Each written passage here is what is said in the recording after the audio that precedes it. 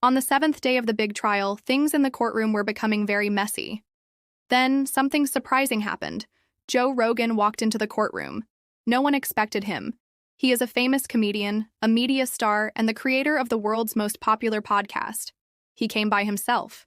He was only carrying a thin black notebook. This notebook had shocking new information. What started as just talk on his show had become something much more serious. Now, in court and promising to tell the truth, Rogan was not sharing rumors. He was telling about things he knew directly. He had proof and facts that could be checked. This was more than just exciting news stories. As soon as he started talking, it was clear this was not a normal case about a celebrity. His testimony was the start of a big system breaking down, and Rogan was there to share important truths. The trial started with a lot of attention from the news. Many reporters were in the courtroom, and people were guessing a lot about what would happen. But no one expected Joe Rogan, the famous comedian, UFC commentator, and podcast star, to show up as a surprise witness. This was not just a trick to get attention. It was a serious action, and Rogan had very bad proof. Rogan wore a dark gray jacket and jeans. He looked relaxed but serious when he sat down to speak. The room became very quiet. No cameras were allowed, but artists were drawing pictures of everything. Diddy's lawyers looked very confused. The judge asked Rogan to say his name and what he does for work. Joseph James Rogan. I am the host of the Joe Rogan Experience. He got straight to the point. I'm not here to spread gossip, he started. I'm here because guests on my show have told me things directly. These stories are very connected to what is happening in this court. I also have recordings, and yes, I've kept them safe. Many people in the courtroom started talking quietly. Rogan was now being seen as someone revealing important secrets. He talked about interviews he did over many years with people like former bodyguards, old music company bosses, and people who knew the industry well. Many of them were too scared to talk openly, so they came to me. They didn't see me as a judge, but as someone who wouldn't stop recording when the truth was hard to hear. Then Rogan said the first shocking thing. Back in 2023, I had a guest who used to be a security guard for a very famous artist. When we were not recording, he said Diddy had files, real evidence, videos, recordings.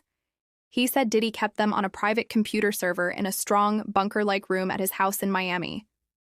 What's even scarier is that this guest said Jay-Z, LeBron James, and other famous people knew about the freak-offs. They didn't always join in, but they knew. People in the courtroom gasped. Diddy looked very upset. His lawyers tried to stop Rogan, but the judge said Rogan could continue. Rogan went on to explain how this guest had seen many of these parties himself. He said they were more like rituals than parties, Rogan said. Phones were taken away, and guests were blindfolded. The word freak-off was a secret code in the industry, and everyone acted like it was normal. The lawyer for the prosecution asked if Rogan had brought any recordings. He nodded. I gave parts of them to the district attorney's office before I came here. They have audio of unnamed insiders talking about these events. Experts have checked some of the voices to confirm who they are. As the judge ordered the recordings to be officially noted as evidence, Rogan said something that made every person on the jury pay close attention. I've had Navy SEALs on my show. I've had people who believe in conspiracy theories, professors, even CIA agents who revealed secrets. And I've never heard anything this disturbing from people so high up in the entertainment world. He looked at Diddy and finished part of his statement with quiet anger. This isn't just celebrity gossip. This is a system of abuse hidden by fame and red carpet smiles. As Rogan continued his testimony, the court allowed him to tell specific stories that were shared on his podcast over the last few years. He explained that he had been putting together pieces of a worrying pattern since 2018. One of my early guests was a tour manager for a popular R&B singer.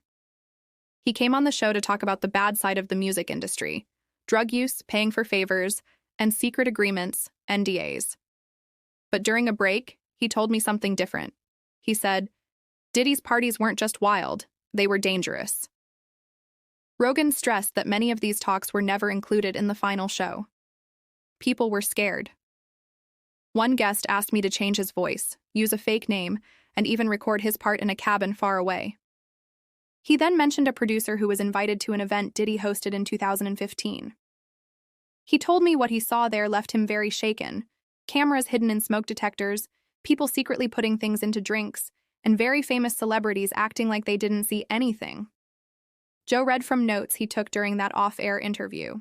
He said, and I'm quoting, "I saw people being filmed when they didn't want to be, and Diddy called it leverage, a way to control them."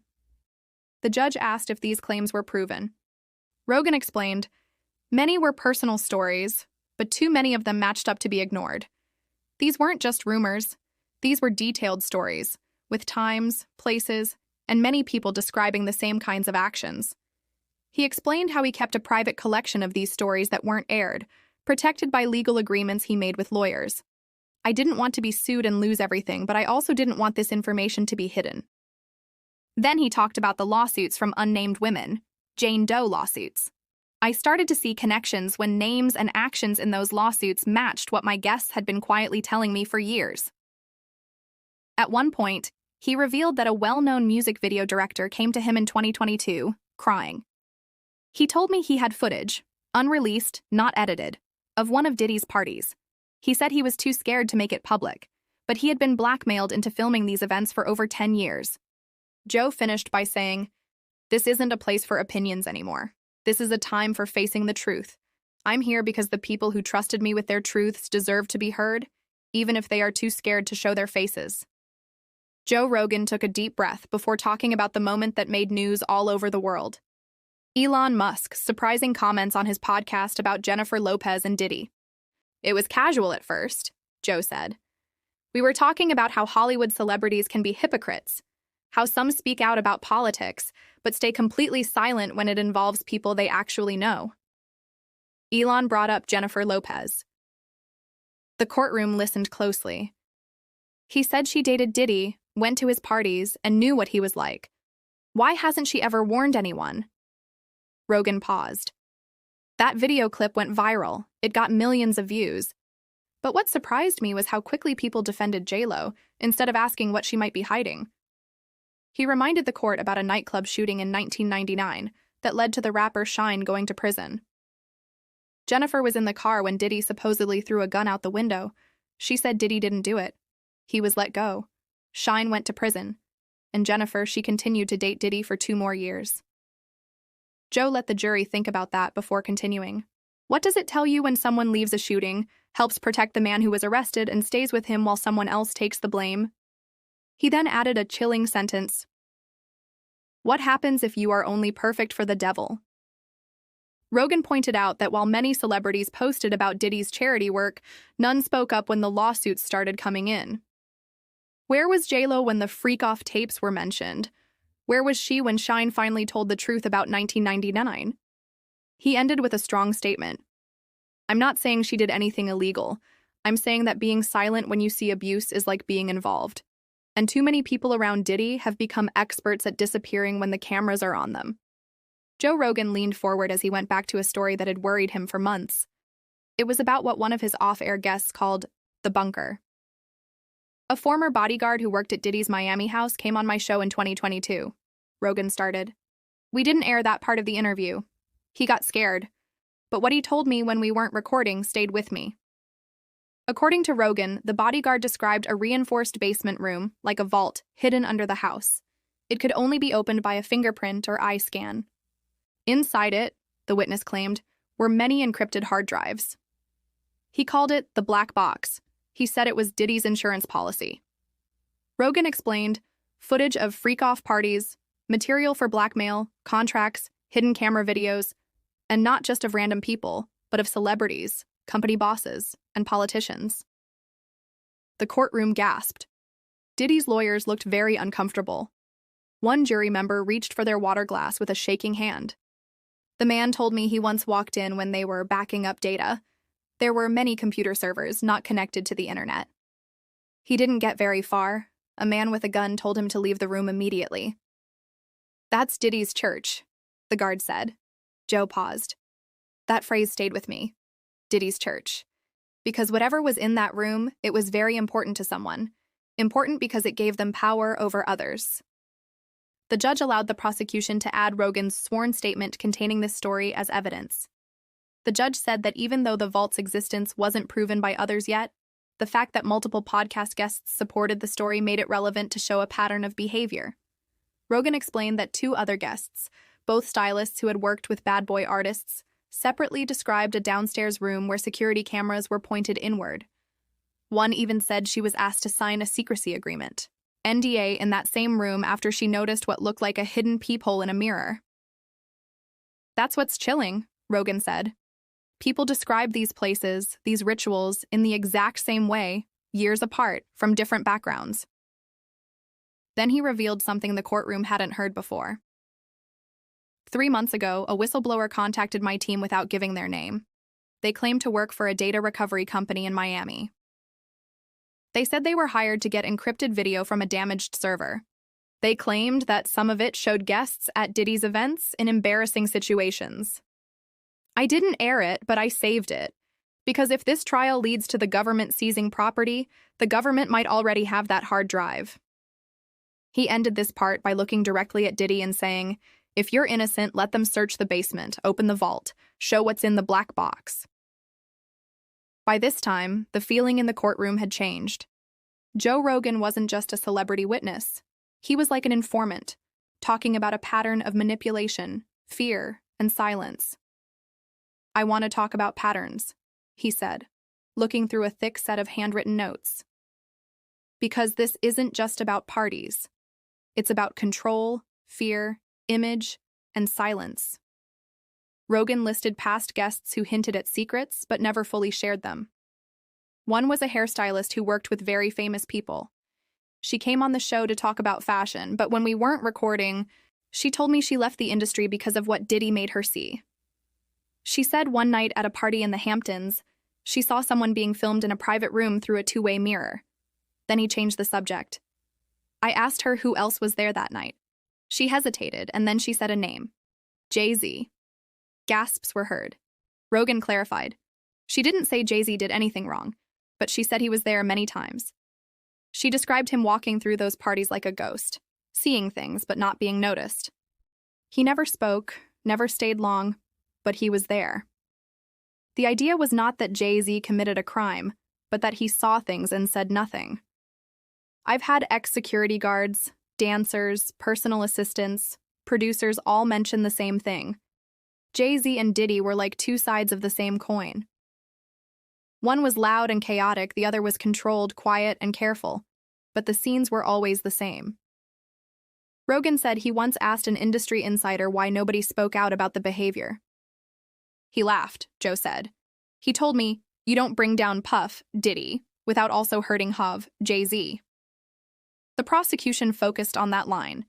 It supported their idea that powerful people protected each other, ignoring bad things to keep their status and power. Joe added, "If Diddy was the fire, Jay-Z was the smoke detector that never warned anyone." He then talked about how his team received anonymous messages warning them to stop discussing Diddy. One email said, "Don't dig too deep, Joe. You'll end up like the ones who did." We traced that email's origin. It came from a company connected to Roc Nation's, Jay-Z's company, public relations team. The judge allowed that statement but gave a warning. Rogan looked at the jury and said, "Silence is a weapon, and this whole system is built on people keeping quiet. But I'm not made that way." Joe's tone changed as he brought up the last set of names, people who, he said, were in the wrong place at the wrong time. "You all remember the Menzero lawsuit," he began. The one where a man claimed Diddy made him walk around a party wearing a mask made of human body parts. That's not a rumor. I spoke with someone who was on that yacht. He described a young videographer in his early 20s who was hired to film an event in January 2023. He told me he was told to only film the happy things, but what he saw, he never got over. Joe then read from a transcript where the name was removed. There were celebrities everywhere. LeBron James, Gloria Estefan, Jay-Z, Beyoncé, people smiling. But the further back you went, the darker it got.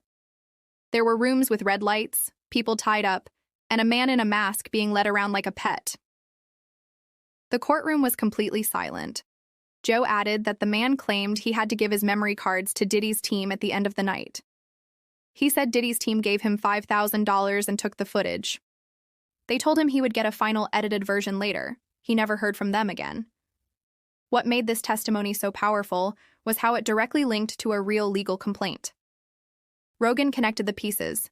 You think this is all random? It's not. It's a system. And the scariest part is, the people we look up to are in the rooms where it happens. He ended with a chilling sentence. If even one of those tapes gets played in court, half of this industry is finished. He looked down, closed his notebook, and said, I'm not afraid of being sued. I'm afraid of what happens if we keep pretending this doesn't exist. Joe Rogan's tone changed again. He moved from talking about celebrities being involved to the famous 2023 yacht party. People had whispered about it in court documents, but it was never described publicly until now. The yacht story. People think it's just a story, Rogan began. But it's real. And I have testimony from 2 different people who were on that boat. One was a crew member, one was a guest. The courtroom became still. Diddy's lawyers started whispering quickly. Joe unfolded a letter from a former yacht worker with the name hidden to protect them. They were hired for what they thought was a private music video shoot. They were told the passengers were very important people, VIPs, and they were absolutely not allowed to use their phones. Security checked them before they got on the boat. He paused. Once the boat was in international waters, where no country's laws apply, things changed. Curtains were drawn, a private room was locked. Then came what the crew called the rotation. New guests were brought in every hour, led by security. Joe's voice grew colder. The witness said there were hidden cameras placed inside mirror frames. Some of the staff were told to put drugs or alcohol secretly into drinks. They refused, but others did it. A complete silence fell over the people watching. And the guest who came forward, Joe continued, he wasn't supposed to be there. He was added at the last minute, as a favor to someone in the industry. He thought it would be a chance to meet important people. It turned out to be something else entirely. Joe quoted what the guest said. There was a man in a mask. People were laughing at him. It was like a performance, but it wasn't. People had their phones out. Some of the people watching were very, very famous. One of those names, Rogan said, came up in many testimonies. Gloria Estefan. No one is saying she did anything, he clarified, but her name came up. Just like LeBron's, just like Beyoncé's, just like Jay-Z's. It shows a very disturbing picture. Joe then shared the biggest detail yet. The man said that after the yacht returned to land, he was offered money to forget what he saw. He refused. 2 weeks later, his apartment was broken into. The only thing taken was his external hard drives. The court ordered this statement to be added as evidence. Rogan looked at the jury. People risked their lives to tell the truth, and others were paid to forget it. By now, Joe Rogan's testimony had changed the feeling of the entire trial. This was no longer about celebrity misbehavior. It was about a system of threats, power, and blackmail. Let me talk about leverage, control over people, he said simply. Because what Diddy created wasn't just a party scene, it was a whole system of silence. He told the court that many podcast guests, off the record, in whispers, and sometimes in tears, described the exact same process. You're invited to a party. You're told to sign a secrecy agreement, NDA. You're filmed without knowing. And then a month later, you get a text. Not a threat, just a reminder. Had fun last month. Let's keep that between us. Joe called it a web of invisible handcuffs. He described how a Grammy-winning producer told him he was offered a big career opportunity if he deleted a video taken at a Diddy party. He refused. A week later, 3 places canceled his tour. Rogan also said he had received legal letters from public relations companies warning him to stop discussing certain people. He didn't name them, but the jury understood. Then came the chilling part. A guest who once worked for a celebrity security company told me there was a master folder, a real one. Diddy called it the rainy day file. Joe said this folder had backup footage stored somewhere else and encrypted. Insurance, basically. The idea is that if anyone tried to bring him down, he'd leak what he had on them. He took a deep breath. One of those files, the source told me, featured a very powerful politician. The name isn't for me to say, but if the government has those tapes, this trial is just the beginning. The judge ordered that sentence to be removed from the record, but the impact was made. Joe finished this part with, "This wasn't fame. This was fear." He didn't just throw parties. He built a vault of silence. And if one key turns, it all comes out. As his testimony was about to end, Joe Rogan stood up from the witness chair. He wasn't asked to, but he needed to finish standing. "This isn't about canceling Diddy," he said. "It's about finally making someone responsible who built an empire on fear." The judge allowed him to make a final statement. The courtroom was completely quiet. Even the artists drawing pictures had stopped.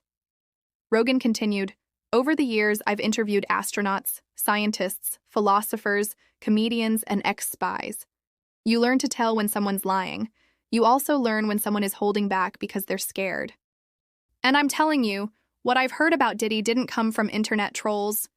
It came from people who were shaking while they spoke. People who kept looking over their shoulders every 10 seconds. He paused. "If the government doesn't find the footage, the public will. Someone, somewhere has it, and when it comes out, this courtroom will seem like a small event before the main show." He then looked at Diddy. "I don't know if you started this. I don't know if you inherited it, but I know you kept it going, and now you're watching it fall apart from the inside." The judge asked if Rogan had anything else to add. He nodded slowly. "I've said a lot on my podcast, some of it silly, some of it funny, but this is the one time I needed every word to matter. Because if even one young person out there is saved from getting into that kind of nightmare, then all of this, every threat, every secrecy agreement, every silent producer, was worth exposing." He stepped down. The jury watched silently as Rogan walked past Diddy's table. And for the first time in days, Diddy didn't look up.